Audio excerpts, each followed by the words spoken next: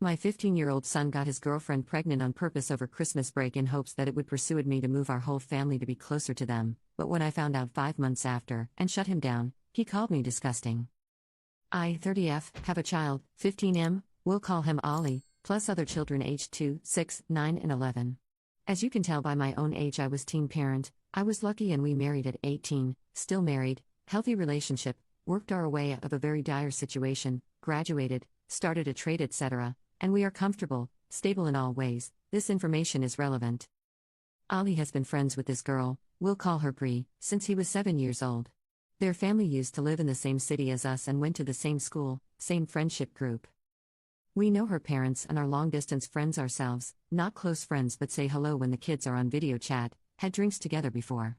Bree's family moved to a very small town 3 states away due to rental affordability. No secret, we all have talked about the rising costs of everyday life. The cost of living in this city has risen, forcing many locals out. They moved because of that and for better job opportunities 18 months ago. Since then, Ollie has been begging for us to follow, giving us a sales pitch on cheaper housing, better paying jobs, none of which fit either of our professions, the whole works. We have said no because, well, no, but even if we wanted to, our other children are in school, sports and have friends here. Selling and buying another house, finding work outside of our skill set or having to learn new skills, any normal adult would understand this, he does not. Well, fast forward to Christmas. Bree's family come back to our city for a holiday and the kids met up multiple times with each other. It was my understanding that they were always with the other kids, but obviously not since Bree is pregnant, and I am certain it was on purpose. He has access to protection. I don't care for opinions on that. My access was restricted and I had him. He has had intercourse education from me, my husband, school. He knows damn well how babies are made and how not to have one. Ollie now wants me to move to be with her and the baby. It's confirmed. I've talked to her parents, and I said no. I don't feel I need a reason, but he asked. You're 15. We don't have any proof at your child yet. I'm not moving us away from our lives and you aren't going alone until you're 18. We will do a DNA test, then we will look at parenting plans and topped it off with a too bad, too sad. You made your bed, now you have to sleep in it. He took that back to Bree and now all communication between me and her parents has been cut. I'm a terrible person. My comments about the DNA test are disgusting and it's fueling my son's hate for me. He says I am keeping him from the love of his life and future baby, using my own successful relationship as proof it will work out. I actually don't even know if I am right or not. I'm just really upset and feel like my life I worked really hard for has been destroyed. Commenter: nobody going to point out both children are manipulative? Obviously the girl was on board and it sure seems like they both kept it under wraps until it couldn't be aborted. Both children are bad actors here. Update 1. She is due September around the 22nd.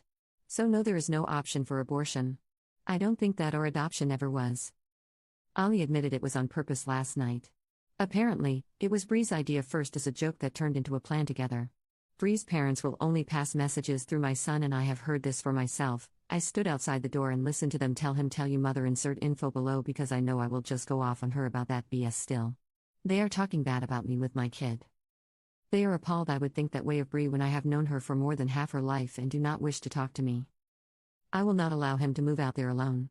There are some past issues such as Bree breaking up with him twice in the last 18 months because she found someone that she liked more, her new town, around August and October last year, same boy, and when it ended, she came back to Ollie.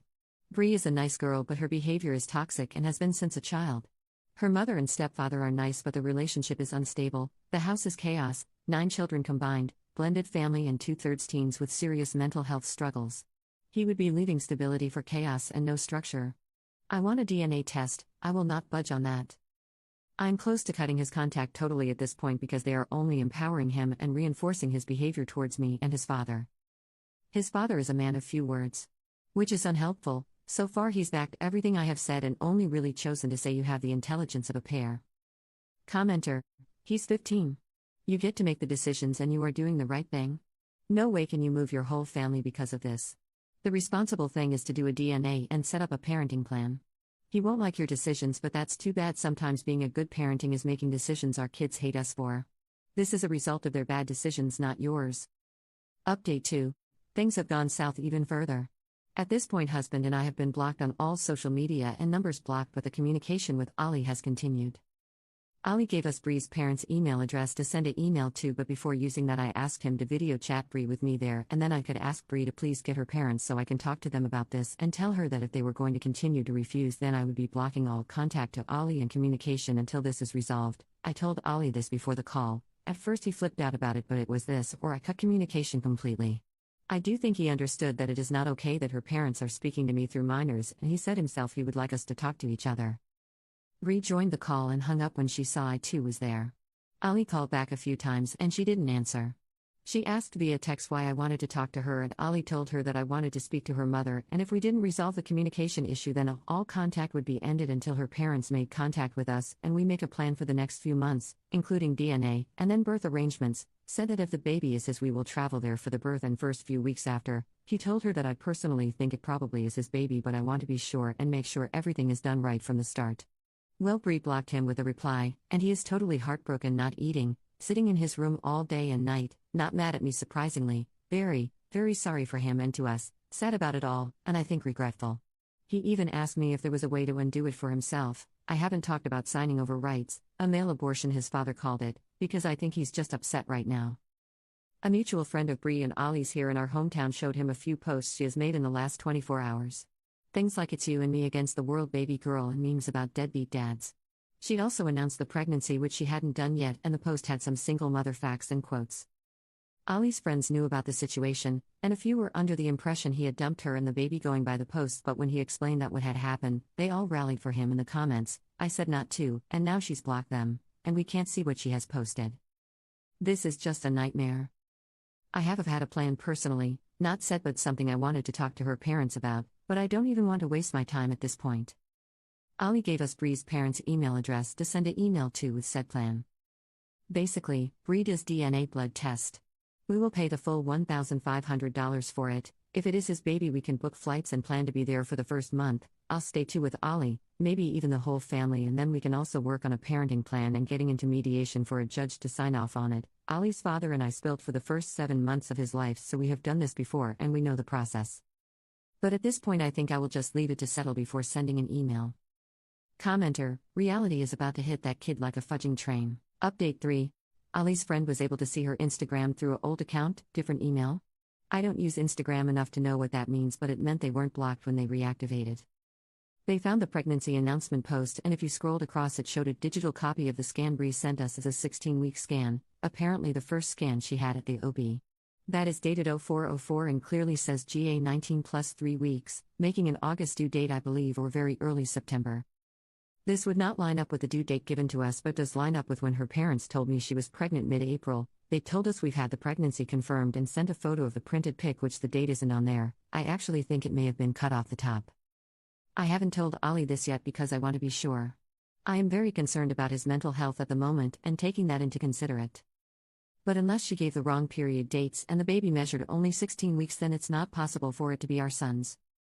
Also added information, her due date from what we know is September 22nd. She was here from December 20th to Jan 7th, and saw Ali December 21st and 22nd and January 4th and 5th. Never overnight. I asked Ali when did this happen, and he said January 4th was the only time, which makes more sense as they were in public gathering otherwise. They were at a mutual friend's birthday that night but never stayed overnight. I have had 5 kids and I know the dates are too close to figure it out that way. Ali also said that the joke Bree made was to just see if it happens, the pregnancy, because then it's obviously meant to be, and he would be able to move. To me it sounds like she had the plan a lot longer, but I may be biased here. Commenter 1. So what you're saying is that the most immature people in this situation are Bree's parents. I expect teenagers to make questionable decisions, although generally not to the extent of get pregnant on purpose so we can force people to move, but the parents are a whole new level of WTF. Commenter 2. Bree's parents will only pass messages through my son. Fudging ridiculous. I'd tell them either they communicate with me like an adult or they handle their pregnant teenage daughter by themselves. I will not discuss this serious matter by playing telephone with a 15-year-old.